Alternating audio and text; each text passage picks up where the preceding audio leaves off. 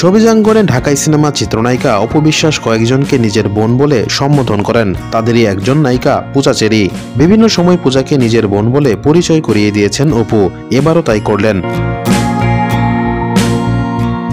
শনিবার রাতে প্রকাশ পেয়েছে ব্ল্যাক মানি ওয়েব সিরিজের আইটেম গান প্রেমের দোকানদার, যেখানে গানের তালে কোমর দুলিয়েছেন পূজা চেরি। 3 মিনিট 44 সেকেন্ড দৈর্ঘ্যের গানটিতে আবেদনময়ী রূপে হাজির হয়েছেন পূজা।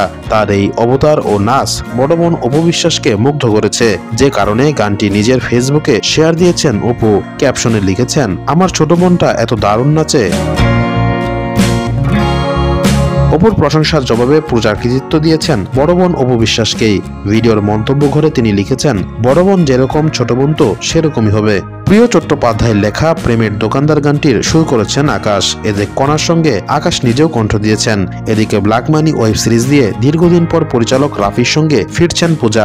এই নির্মাতার প্রথম সিনেমা পোড়ামন 2 দিয়ে নায়িকা হিসেবে যাত্রা করেছিলেন পূজা। এরপর তারা দহন সিনেমায় একসঙ্গে কাজ করেছিলেন। ব্ল্যাক মানি নামের ওয়েব সিরিজে পূজা চেরি ছাড়াও চিত্রনায়ক রুবেল, ইন্তেখাব দিনার, সালাউদ্দিন লাবলু, পাবেল সহ অনেকে অভিনয় করেছেন। ওয়েব সিরিজটি জানুয়ারির প্রথম সপ্তাহে ওটিটি প্ল্যাটফর্ম বঙ্গতে মুক্তি পাবে।